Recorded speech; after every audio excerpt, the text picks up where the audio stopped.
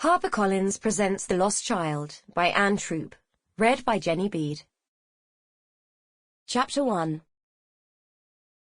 It all began with the dead badger. Elaine had spotted it on the road to Hallow's End, lying stiff and cold near to the grass verge that edged the narrow lane. Ordinarily, she would have ignored it, just swerved past and put the sight out of her mind.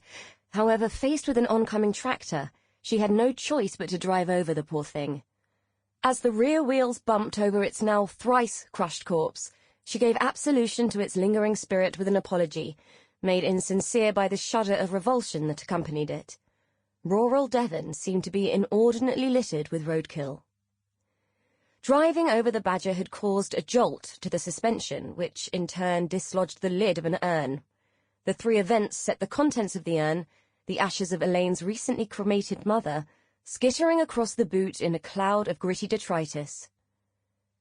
Remnants of the dead woman worked their way into every surface as the car rumbled over uneven tarmac. The tumbling, rolling motion helped to embed the very crumbs of Jean Ellis deep into shoes and coats and bags, where she could cling unseen. Even in death, Jean could cleave to the daughter she coveted. In this powdered state, she could nestle against Elaine's skin, work under her fingernails, and linger in the air that she would breathe. Jean had become an ethereal cloud which no one could escape. When the car drew to a halt, Jean settled for a moment, a dust storm in waiting. At the eye of that storm, a burdened soul smouldered. Elaine knew none of this as she negotiated the lanes, diligently following the signs to Hallow's End, and looking out for the fork in the road that would lead to the cottage she had rented. Just past the village, she took the right fork as instructed on the booking confirmation, and within 100 yards saw a cottage which matched the photograph from the website. Sure enough, the sign on the gate read Meadowfoot Cottage, and Elaine knew she had found the right place. A gravelled pull-in formed the parking space, and she pulled up there. Once out of the driving seat, she stretched her stiffened limbs and walked to the back of the car. A girl had emerged from the cottage next door and was walking towards her. "Miriam says I've got to help you with your bags," she said. Elaine smiled at her and opened the boot.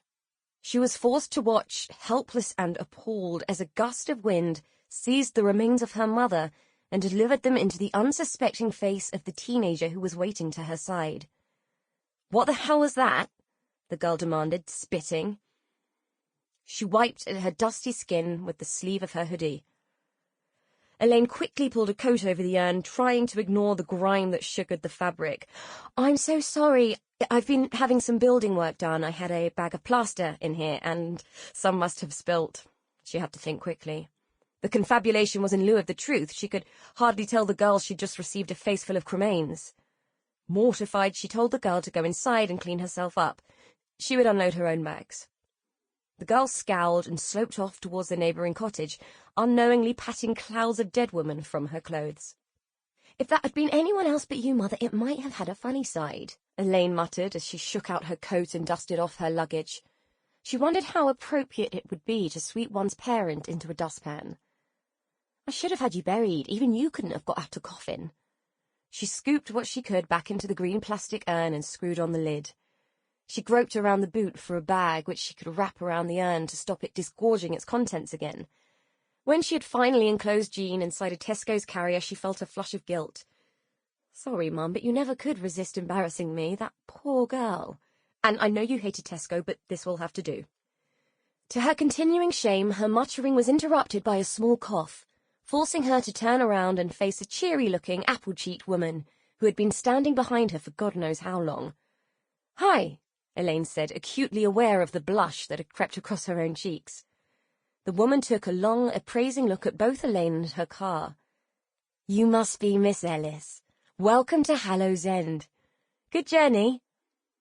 Elaine hastily checked the open boot. "Not too bad, thanks, though the road up here is a mite bumpy." Thankfully, the remains looked more like unused cat litter than anything else. "Is the girl okay? I think I might have upset her when she came to help me unload." "You mean Brodie?" "Oh, don't mind her. She's always like that. Hasn't stopped moping since she got here." The woman bent to pick up one of the bags. Righto, follow me and I'll show you in... Sample complete. Ready to continue?